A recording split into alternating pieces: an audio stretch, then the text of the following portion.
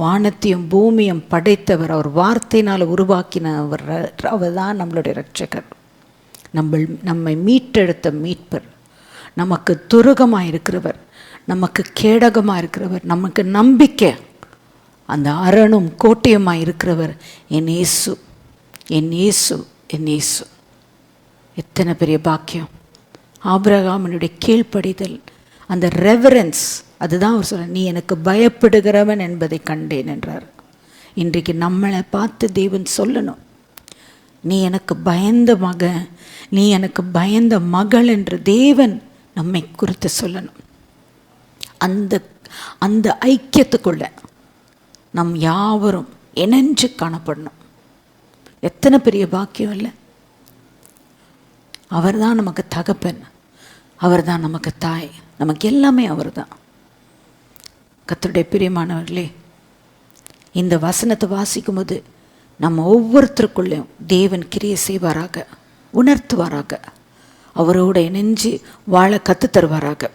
அடுத்தது பாருங்க, ஆபிரகாம் நிமித்தம் அவர் கூட இருந்தவங்களும் ஆசீர்வதிக்கப்படுறாங்க. பாருங்க, அவருடைய சகோதரன் நாகூர், அவருக்கும் பிள்ளை கிடையாது. சாராளுக்கு பிள்ளையை கொடுக்கும்போது கர்த்தர் நாகூருக்கும் பிள்ளையை கொடுக்கிறார். மில்கா பெற்றெடுக்கிறார், 8 பிள்ளைகளை பெற்றெடுக்கிறாள். நம்ம தேவனோடு இருந்து தேவனோடு ஐக்கியமாக இருக்கும்போது நம்ம மாத்திரம் தேவன் ஆசீர்வதிக்கிறது இல்லை, நம்ம கூட இருக்கிற அத்தனை பேரை ஆசீர்வதிக்கிறார். அபிமெலேக்குடைய குடும்பத்தில் பிள்ளைகள் இல்லாமல் இருந்தது, கற்பத்தை அடைத்திருந்தார். ஆபிரகாம் ஜெபித்த போது அபிமெலேக்குக்கு பிள்ளைகள் கர்த்தர் கொடுக்கிறார். எத்தனை பெரிய ஆசீர்வாதம்! இன்றைக்கு நம்மளால், என்னால், உங்களால் நம்ம கூட இருக்கிறவங்க அத்தனை பேரும் ஆசீர்வதிக்கப்படணும். இதை கொஞ்சம் சிந்திச்சு பாருங்களேன். நம்ம கூட இருக்கிறவங்க அத்தனை பேரும் அவங்களுடைய வாழ்க்கை ஆசீர்வதிக்கிறது நம்ம பார்க்கும்போது எவ்வளோ சந்தோஷமாக இருக்கும். நம்மளுடைய ஆசீர்வாதம் அவர்களையும் கவ்வி கொண்டு வரும். இதுதான் நடந்திருக்கு நாகூருக்கும்.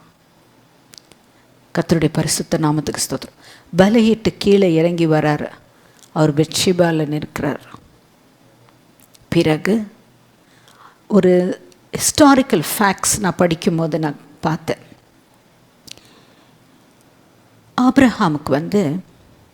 ஆபிரகாமும் சாராளும் அவங்க நாடோடிகளாக வருகிறார்கள். அவங்களுக்கு ஒரு விருப்பம் என்னென்னா, ஹெப்ரோனில் தங்களுடைய முடிவு வரணும் என்றது அவங்களுடைய எண்ணமாக இருந்திருக்கு. ஸோ அந்த தேசத்துக்குள்ளே சாராள் போகிறாள்.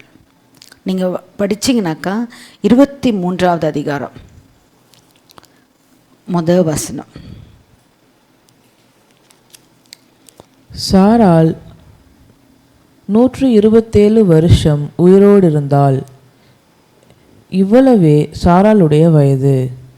கானான் தேசத்தில் உள்ள எபிரோன் என்னும் கீரியாத் அர்பாவிலே சாராள் மரித்தாள். அப்பொழுது ஆபிரகாம் வந்து சாராளுக்காக புலம்பி அழுதான். பாருங்க, இந்த வேதத்தில் நம்ம படிக்கும்போது ஸ்திரீகள் மத்தியில் நீடித்த ஆயுள் பெற்ற ஒரு ஸ்திரீ சாராள். 127 வயசு. கர்த்தர் அந்த தாய்க்கு அந்த பெரிய ஆசீர்வாதத்தை கொடுத்தார். அவங்களோட வாழ்நாளில் பிள்ளை பெறாத ஒரு மலடியாக இருந்த சாராளுக்கு ஒரு ஆம்பளை பிள்ளையை கொடுத்தாங்க. அவள் அந்த குறை இல்லாதபடிக்கு அவள் பெற்றெடுத்து, I think it should be 25 to 30 years அந்த ஏஜில் இருக்கும்போது, ஐசக் இருக்கும்போது சாராள் மடிக்கலாம். கர்த்தர் அந்த கம்ப்ளீட் ஃபுல்ஃபில்டு லைஃப் முடியுது. அந்த நேரத்தில் ஆபிரகாமுக்கு வயசு 137. 2 பேரும் ஃபுல்ஃபில்டு லைஃபாக இருக்கிறாங்க. ஆனால் அதோட தேவன் விடலை. இந்த நேரத்தில் இதை வேதத்தை நான் வாசிக்கும் போது நான் கற்றது என்னென்னா, அதாவது ஹிஸ்டாரிக்கலாக நான் படித்தேன். அந்த ஃபேக்ட்ஸில் என்ன சொல்லுதுன்னா, அந்த ஹெப்ரான் என்னன்னா, அது ஏதேன் தோட்டத்துக்கு உகந்த ஒரு அரோமா, சுகந்த வாசனை நிறைந்த தேசமாக இந்த ஹெப்ரோன் தேசம். அந்த தேசத்தில் தங்களுடைய முடிவு இருக்கணும். ஸோ அப்போ எப்படின்னா, ஏதேன் தோட்டத்தை போல இருக்கிற ஒரு பூமிக்குள்ளே தான் எங்களுடைய முடிவு வரணுன்றது இந்த புருஷனுக்கும் மனைவிக்குன்ற எண்ணம். அந்த விருப்பத்தையும் இது ஒரு ஆபிரகாம் 400 ஷேக்கல் பணம் கொடுத்து அதாவது விலைக்கு வாங்கின அந்த பூமி தான் ஹெப்ரான். அப்போது எவ்வளவாக தேவன் ஆபிரகாமை ஆசீர்வதித்தார். ஒரு நாடோடி 400 ஷேக்கல் கொடுத்து அந்த பூமியை வாங்குறாரு. கர்த்தரை நம்பி வந்தார் மனுஷன். நீ உன் இனத்தாரையும் உன் ஜனத்தாரையும் உன் தகப்ப வீட்டையும் விட்டு நீ கிளம்பி வா, நான் கொடுக்குற தேசத்தில் நீ ஆசீர்வாதமாக இருப்ப. கர்த்தர் நிறைவேற்றினார் அந்த பரிபூர்ணமான நிறைவு. அந்த நாட்களிலேயே மில்காவுக்கும் பிள்ளைகளை கொடுத்து எல்லாரும் கூட இருந்த அத்தனை பேரும் ஆசீர்வதிக்கப்படுறாங்க. லோத்தையும் ஆசீர்வதித்து, அதாவது லோத்துக்கும் ஆபிரகாமுக்கும் கொடுத்துருக்கிற ஐஸ்வர்யம் இந்த பூமி தாங்கக்கூடாத அளவுக்கு. லோத்தும் வராரு இல்லை, தங்களுடைய சித்தப்பா சொல்கிறாரு நம்ம கிளம்பி போகிறோன்னு. அவர் கேட்டு கீழ்ப்படிந்து அவரும் வராரு. அவரையும் கர்த்தர் ஆசீர்வதிக்கிறார். பூமி தாங்கக்கூடாத அளவுக்கு ஆசீர்வாதம். ஸோ கர்த்தரை நம்புகிறவர்களுக்கு கர்த்தர் ஒருபோதும் கைவிட மாட்டாராம். அவர் எதிர்பார்க்கிறது நம்ம உண்மையாக தேவனை தேடுறோமா, அவருக்கு நம்ம பிரியமாக நடக்கிறோமா. சிங்கக்குட்டிகள் தாழ்ச்சியானது பட்டினியாக இருக்கும். கர்த்தரை தேடுகிறவர்களுக்கு ஒரு நன்மையும் குறைப்படாது, ஒரு நன்மையும் குறைப்படாது. இது ஒவ்வொரு நாளும் நாங்கள் இதுக்கு ஜீவனுள்ள சாட்சிகளாக இருக்கிறோம். இன்றைக்கு உங்கள் மத்தியில் நான் நின்று இந்த வார்த்தையை பேசுகிறதுக்கு கர்த்தர் எனக்கு கொடுத்துருக்கிற மகா பெரிய கிருபை இது. எத்தனையோ பாடுகள், எத்தனையோ போராட்டங்கள் வந்தது. ஆனால் ஒவ்வொன்றிலையும் கர்த்தர் எங்களுக்கு கிருபையும் தயவும் கொடுத்து அழகாக கர்த்தர் நடத்தி இன்றைக்கு ஜீவனுள்ள சாட்சிகளாக நிற்க கர்த்தர் கிருபை தந்திருக்கிறார். தேவஜனமே, அவ்விதமாக தான் நீங்கள் ஒவ்வொருவரும் அவரை நம்பி அவருக்கு பரிபூர்ணமாய் எந்த சூழ்நிலை வந்தாலும் என் இயேசு கைவிட மாட்டார். என்ன பிரச்சனை வந்தாலும் என் இயேசு அழைத்த தேவன் அவர் உண்மையுள்ளவர். ஆபிரகாமுக்கு அழைத்த தேவன் உண்மையுள்ளவராக இருந்தார். தனக்கும் தன் பின்வரும் சந்ததிக்கும் இன்று வரைக்கும் அவர் உண்மையுள்ள தேவன். இன்றைக்கு யூதர்களை யாரும் கிட்ட நெருங்க முடியாத அளவுக்கு அவர்களுக்கு ஞானத்தால் நிறைந்திருக்கிறார் தேவஜனன். அவர்களுக்கு ரட்சிப்பு இயேசுதான்ற தெரியல. அவங்க மேசியா வரப்போறான்னு நினச்சிருக்காங்க. ஆனால் கர்த்தர் ஏற்கனவே வந்து மீட்டெடுத்தாருன்னு அவங்களுக்கு தெரியல. சீக்கிரத்தில் கிருபையின் காலம் முடியும் போது அவர்கள் கண்கள் திறக்கப்படும். கர்த்தர் நல்லவர், அவர் கிருபை என்றும் உள்ளது. இது வாசிக்கும்போது கர்த்தர் சாராளுடைய முடிவை நமக்கு அழகாக காண்பிக்கிறார். ஆனால் அந்த தாய் தன் மகனுடைய திருமண காரியத்தை காணலை. அது ஒரு குறை தான் அவங்களுடைய வாழ்க்கையில். ஏனென்றால் அந்த தாய்க்கு எப்போவுமே தன்னுடைய பிளான்ஸ் பண்ணி தன்னுடைய காரியத்தை செய்கிறவங்கள மேபி கர்த்தர் பார்த்துருப்பார் போல இருக்கு. வேறு ஏதாவது செய்திருவாங்கன்னு சொல்லிட்டு ஐசக்குடைய பிளான் கர்த்தருக்கு முன்பாக ஏற்கனவே கர்த்தர் திட்டம் வச்சிருக்கிறாரு. அதில் ஏதாவது குறுக்கிட்ட போயிடுறாங்கன்னு நினச்சிட்டு போல இருக்குது. அவங்களுடைய காலங்கள் முடியறதுக்கு முன்னதாக அவங்களுடைய திருமணக்காரன் நடக்காமல் போனது. I don't know about it. But வேதத்தில் அது கூறப்படலை. ஆனால் கூறப்பட்டிருக்கிற காரியம் என்ன, அவங்களுடைய முடிவு அவங்க எதிர்பார்த்தபடி அந்த ஹெப்ரானில் நடந்தது. கர்த்தருடைய பரிசுத்த நாமத்துக்கு ஸ்தோத்திரம். நம்ம இந்த பகுதியில் நம்ம படித்தோம், சாராவை பற்றி படித்தோம். ஸ்திரீகள் மத்தியில் ஒரு முக்கியமான ஒரு பங்கு சாரா கிட்டேருந்து கற்றுக்க வேண்டியது. அந்த அம்மா கிட்ட நல்ல குணங்களை நம்ம கற்றுக்கொண்டோம். அவங்களுக்குள்ளே இருக்கிற தேவையில்லாத குணங்கள், நம்ம அதை என்ன சொல்கிறோம், கெட்ட குணங்கள்னு சொல்கிறோம். இந்த நல்ல குணங்களை நம்ம எடுத்துக்கொள்ளணும். அவங்கக்கிட்ட இருந்த கெட்டது நம்மக்கிட்ட இருக்கா, அந்த நம்மக்கிட்ட இருந்துச்சுன்னா நம்மளுடைய லைஃப்பில் அது கொண்டு வரக்கூடாது.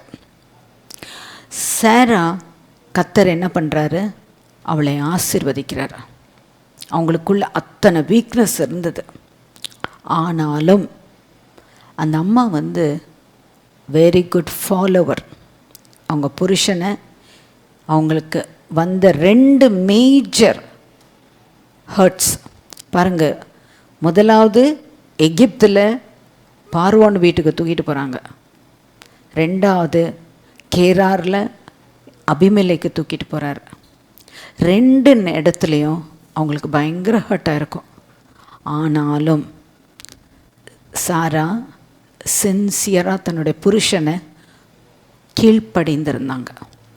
கீழ்ப்படிந்து தன் புருஷனை ஆண்டவரே என்று அழைத்து அவர்களுக்கு கீழ்ப்படிந்தாங்க.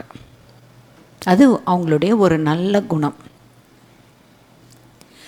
2வது, அவங்களுக்கு விசுவாசத்தில் குறைப்பட்டாங்க. ஏன்னா அவங்க தன்னுடைய சரீர பலத்தை பார்த்தாங்க. எனக்கு 90 வயசு ஆகி இவங்க சொல்கிறாங்களே, பிள்ளை பெறுவேன்னு சொல்கிறாங்களே. அந்த இடத்துல தன்னுடைய மாம்சத்தை பார்த்து யோசிக்கிறாங்க. யோசித்து சிரிக்கிறாங்க. எனக்கா? அப்போது அதை சிரிக்கிறது என்னன்னா, தேவனை அவமதிக்கிற மாதிரி. தேவ வார்த்தை வரும்போது நம்ம என்ன செய்யணும், முடியாத ஒரு கட்டம். இன்றைக்கி நம்ம வாழ்க்கையில் நம்ம பர்ஸில் பணம் இல்லைன்னு வச்சுக்கோங்க. கர்த்தருடைய வசனம் என்ன சொல்லுது, நீ கையிட்டு செய்கிறது எல்லாவற்றையும் நான் உனக்கு ஆசீர்வதிப்பேன், நீ அநேக ஜாதிகளுக்கு நீ கடன் கொடுப்பேன்ற வாக்குத்தத்தம் கொடுக்குறாரு. தெய்வ ஜனமே, நீங்கள் எல்லோரும் இந்த வசனத்தை படிச்சிருப்பீங்க. ஆனால் இன்றைக்கி பார்த்தாக்க என் கையில் பணம் கிடையாது. அப்போ நமக்குள்ளே எப்படி கொண்டு வரணும்னா, கர்த்தர் சொல்லியிருக்கிறார், அநேக ஜாதிகளுக்கு நான் கொடுக்குவேன்னாக்கா, அப்போது என்னை எவ்வளவாய் திரளாய் ஆசீர்வதிப்பார்னா நான் அநேக ஜாதிகளுக்கு கொடுக்க முடியும். அந்த மனசுக்குள்ளே நம்ம விசுவாசத்தை வளர்க்கணும். அந்த இடத்துல அம்மா சாரா அதை செய்யலை, சிரித்தாங்க. சிரித்தது நிமித்தம் தேவன் சொல்கிறாரு, உன் மனைவி சாரா சிரிக்கிறா. அப்போ அந்த அம்மா என்ன சொல்கிறாங்க, இல்லைன்றாங்க. நிச்சயமாகவே அடுத்த உற்பத்தி காலத்தில் நீ ஒரு பிள்ளையை பெறுவ, அவனுக்கு பேர் ஐசக்குன்னு பேர். ஐசக்னா சிரிப்பு. கேட்குறவங்க அத்தனை பேரை சிரிக்குவாங்க. இந்த 90 வயசு பாட்டிமா பிள்ளையை பெற்றெடுத்திருக்காங்கன்ட்டு. நீ பண்ணதுடைய காரியத்தான் இதுதான். தேவன் அவரால் முடியாத காரியம் ஒன்றும் இல்லை என்பதை அங்கே நிரூபித்து காண்பிக்கிறார். நம்ம வாழ்க்கையில் கூட இப்படி தான் நம்ம செய்யணும். நம்ம செய்ய வேண்டியது, ஒன்றுமே இல்லை, இல்லாதவைகளை இருக்கிறவைகளை போல் அழைக்கிற தேவன். ஒன்றுமே இல்லைனாலும் நம்ம என்ன செய்யணும், கர்த்தர் எனக்கு செய்வார். அவருடைய வார்த்தை இப்படி சொல்லியிருக்கு, இதை நான் நம்புகிறேன். நம்புறதுனா என்ன, சிச்சுவேஷன்ஸ் எல்லாத்தையும் மறந்துட்டு அவருடைய வார்த்தை கண் முன்பாக வைத்து கர்த்தர் எனக்கு செய்ய போகிறார். திரளான ஜனங்களுக்கு நான் கடன் கொடுக்குற அளவுக்கு கர்த்தர் என்ன ஆசீர்வதிக்க போகிறார். இதுதான் கர்த்தருடைய ஆசீர்வாதமும் அந்த பலன். இது சாராமா கிட்ட நான் கற்றுக்கிட்ட ஒரு பாடம். விசுவாசத்துக்குள்ளே எப்படி அவங்க உள்ளே வந்தாங்கன்ட்டு. அவங்களுக்குள்ளே ஒரு ஜெல்லசி இருந்தது. தனக்கு பிள்ளை பெறலை, ஆனால் தான் வேலைக்காரையுடைய கொடுத்த போது அவள் பிள்ளையை பெற்றெடுக்கிறா. அவங்களுக்குள்ளே ஒரு இன்ஃபீரியாரிட்டி காம்ப்ளெக்ஸ் வந்தது. நமக்குள்ளே அது வரக்கூடாது. இது விசுவாசத்துக்கு உண்டான வழி கிடையாது. அந்த இடத்துல நம்ம தப்பும் செய்யக்கூடாது. அட் த சேம் டைம் அவ்விசுவாசமான காரியத்துக்குள்ளே நம்ம போகக்கூடாது. சில காரியங்கள் இது நம்ம லைஃப் லெசனாக நான் கற்றுக்கிட்டது. நம்ம முற்பிதாக்களுடைய வாழ்க்கையில் நம்ம ஒவ்வொருத்தருடைய வாழ்க்கையை நம்ம ஆராய்ச்சி பார்க்கலாம். நம்ம மாம்சத்துக்கு இடம் கொடுக்குறோமா, இல்லை தெய்வ வசனம் சொல்லியிருக்கிறபடியே அவருக்காக நம்ம நின்று கர்த்தர் எனக்கு செய்வார், நிச்சயமாக செய்வார். அவர் சொல்லிட்டார், அவர் செய்வார். அது எப்படி நடக்க போகுதுன்னு எனக்கு தெரியாது, ஆனால் செய்வார். இந்த மனசுக்குள்ளேயே அப்படியே நம்ம போயிட்டோன்னு வச்சுக்கோங்க, காரியங்கள் நம்மை தேடி நம்மளை சூழ இருக்கிற எல்லாத்தையும் உடைச்சு கர்த்தர் நமக்கு செய்து முடிக்க அவர் வல்லமையுள்ளவராக இருக்கிறார். தெய்வஜனமே, இப்பொழுது நம்ம லெசனில் கற்றுக்கிட்ட நம்ம ஸ்திரீகளுடைய 2வது முக்கிய பகுதியாக நம்ம பார்த்தது சாராள். அதே மாதிரி லோத்தை நம்ம பார்த்தோம். லோத்து ஆபிரகாமோட அண்ணன் மகன். அவர் என்ன சொல்கிறாரு, பூமி தாங்கவே முடியலை அவங்களுடைய ஐஸ்வர்யத்தை பார்க்கும்போது. ஏன்னா இவங்களுடைய வேலைக்காரர்களுக்கும் அவங்க வேலைக்காரருக்கும் ஓயாமல் போராட்டம் இருந்தது.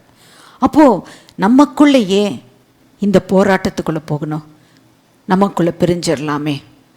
நீ நார்த்து போனீன்னா நான் சவுத்து போகிறேன், நீ ஈஸ்ட் போனீன்னா நான் வெஸ்ட்டு போகிறேன். அவங்களுக்குள்ள அக்ரிமெண்ட். யார்?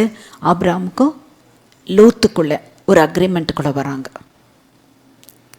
அந்த இடத்துல லோத் பார்க்குறாரு, பச்சை பசேனென்று இருக்கிற பூமியை பார்த்து அவர் தீர்மானிக்கிறார்,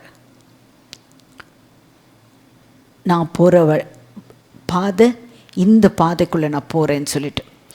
இந்த இடத்துல ஆபிரகாம் என்ன பண்ணுறாரு, ஒரு நல்ல லெசன் நம்ம கற்றுக்குறோம்.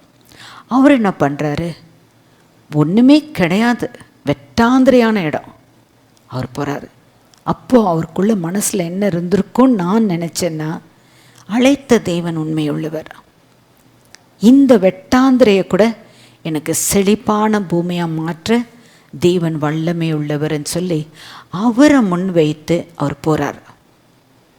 கர்த்தர் கூட இருந்தார்.